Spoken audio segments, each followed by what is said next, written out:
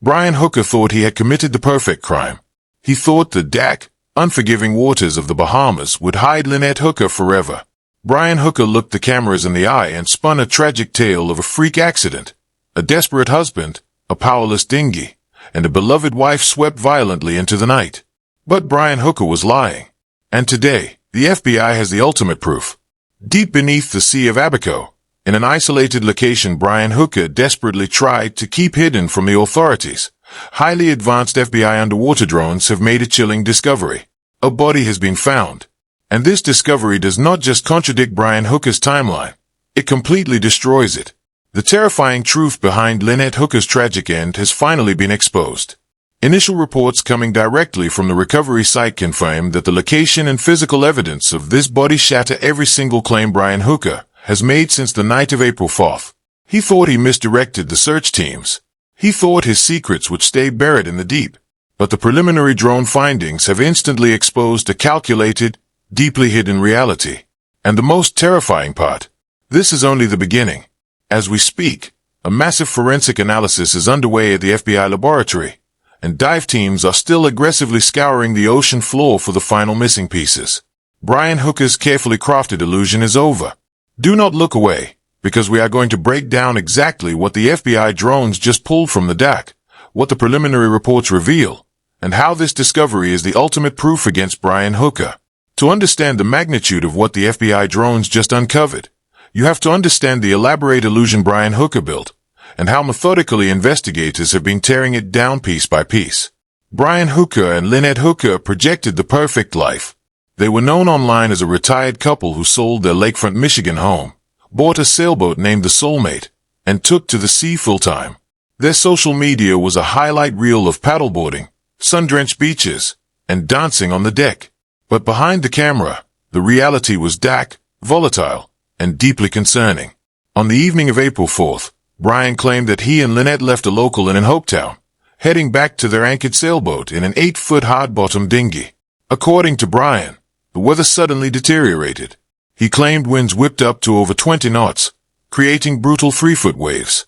Somewhere in that chaos, he told authorities, Lynette bounced off the back of the dinghy and fell into the sea. He claimed she took the emergency engine safety lanyard with her, leaving him completely powerless. He said he threw her a flotation device, but the strong currents violently pulled her away into the pitch-black night. He painted a picture of a man left adrift for 8.5 hours, paddling frantically with oars, entirely unable to save his wife. When he washed ashore the next morning at a boatyard, exhausted and asking for water, it seemed like a tragic, unavoidable maritime disaster. For days, local authorities, the Royal Bahamas Defense Force, and the United States Coast Guard launched a massive, desperate search and rescue operation based entirely on the coordinates and the story Brian provided. They scoured the waters. They deployed helicopters, divers, and local rescue crews. They searched exactly where Brian pointed, and they found absolutely nothing. The reason they found nothing is the exact reason the FBI eventually sent drones to a completely different location. The first crack in Brian's story did not come from an eyewitness. It came from his own pocket. Months into the investigation, a bombshell report revealed that U.S. officials had successfully extracted GPS data from one of Brian Hooker's personal electronic devices. That device, which recorded his actual physical movements on the night of April 4th, told a story that completely contradicted everything he had told the police. The GPS track showed his device moving out onto the water, stopping for a significant amount of time in a specific, isolated location in the Sea of Abaco, and then returning. This location was miles away from the area Brian had directed the Coast Guard to search. He had actively, deliberately misdirected an international search and rescue mission, sending divers and helicopters on a wild goose chase, while the real scene sat undisturbed in waters he never mentioned. He thought that by pointing left, no one would ever look right. But digital footprints do not lie, and that GPS data gave federal investigators the exact coordinates they needed. But the GPS data was only the beginning of his digital betrayal. As investigators dug deeper, they looked into the Soulmate's Automatic Identification System, or AIS. Every vessel of that size is equipped with an AIS transponder, a digital heartbeat that constantly broadcasts the boat's location, speed, and identity to maritime authorities and other ships. On the night Lynette disappeared, The night Brian claimed he was drifting helplessly in the dark, the Soulmate's AIS transponder mysteriously stopped transmitting at exactly 9:29 p.m. It did not come back online until 8:40 the next morning. That is an 11-hour blackout. Maritime law experts who reviewed this data confirmed that a transponder does not just turn itself off and miraculously heal itself hours later. A catastrophic failure sends the equipment offline permanently. An 11-hour gap means one thing. Someone deliberately manually disabled the tracking system, shrouded the sailboat in total digital darkness, and then turned it back on when the sun came up. If disabling the tracking system wasn't damaging enough, the equipment sitting unused on the mast of the Soulmate absolutely defies logic. The sailboat was equipped with a $33,000 FLIR thermal imaging camera. This is highly advanced, forward-looking infrared technology designed specifically to detect heat signatures, like a human body in the water. In complete darkness, it can lock onto a target and auto-track it. Brian's friends confirmed that he knew exactly how to use this system, having proudly demonstrated it in the past. Yet, on the terrifying night his wife allegedly fell into the Black Ocean, he never once attempted to use the thermal camera to find her. He never went back to the Soulmate to turn it on. In fact, he never even told the Coast Guard or the search teams that the camera existed. Investigators only found out about it a month later from a friend. Brian Hooker claimed he was blind in the dark, yet he had a highly expensive pair of night vision eyes at his disposal that he intentionally kept shut. Every time Brian opened his mouth, his story fractured further. He told the police that Lynette was carried away by strong currents, but in a text message to a friend 2 days later, he claimed Lynette was swimming actively toward the sailboat. To a boatyard worker, he said he watched her swimming toward shore wearing a yellow bag. To a local rescue worker, he said she had a green dry bag. In a recorded phone call with another boater, a call Brian did not know was being recorded, his narrative completely unraveled. He mentioned bailing water, snapping an oar, and dropping the flare gun. But most chillingly, he used phrasing that placed himself in the water alongside Lynette, directly contradicting his official police statement that he never left the dinghy. He was telling 5 different stories to 5 different people, and while he was playing the grieving husband on television, promising to stay in the Bahamas to search for his wife, he secretly boarded a flight back to the United States just hours after being released from Bahamian custody. He fled, moving between states, shopping for outdoor gear, and hiding out at off-the-grid cabins, all while the Coast Guard Investigative Service executed a high-seas interdiction, boarding the Soulmate in tactical gear off the coast of Florida and seizing it as a federal evidence scene. Up until this moment, federal prosecutors were facing the toughest challenge in the legal system, a missing person case with no physical remains. They had a mountain of circumstantial evidence, digital anomalies, a history of severe domestic issues, and a suspect caught in a web of lies. But they did not have the ultimate proof. That all changed when investigators returned to the Sea of Abaco. Armed with the secret GPS coordinates extracted from Brian's device, authorities knew exactly where to look. They didn't rely on human divers alone for this critical mission.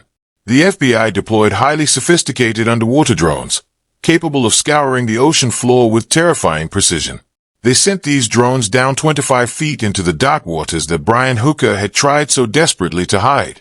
And there, in the silent depths, the drones found what changed this case forever. They found the body. The moment the drones transmitted the visual confirmation back to the command center, Brian Hooker's entire defense evaporated. The preliminary report generated from this discovery is devastating. While the full, exhaustive forensic details are still being processed at the FBI laboratory in Quantico, the initial findings from the recovery confirm that the physical evidence directly contradicts Brian's timeline and his description of the events.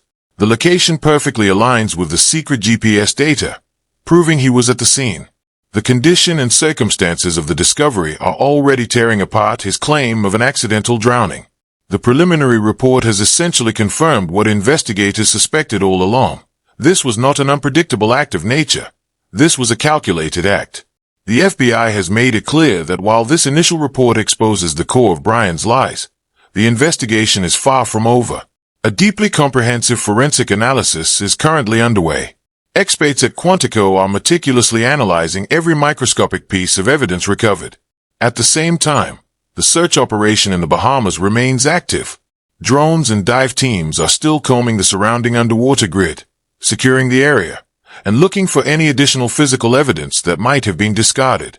This discovery finally gives a voice back to Lynette Hooker, a woman who, behind the sunny social media posts, was living in fear. Messages obtained by reporters revealed that just months before her disappearance, Lynette had temporarily left Brian. She told friends she had quit her career, sold everything, and realized she had made a terrible mistake. She wrote, "I can't be out there with him." Her own daughter, Carly, came forward with horrific allegations of past toxic behavior, stating that Brian had a history of physically harming Lynette and had explicitly threatened to throw her off the boat during arguments. Brian's own family members publicly confirmed these threats, noting the terrifying coincidence that he had vocalized this exact scenario before it actually happened. Lynette tried to leave. Sources suggest she even had a one-way ticket home.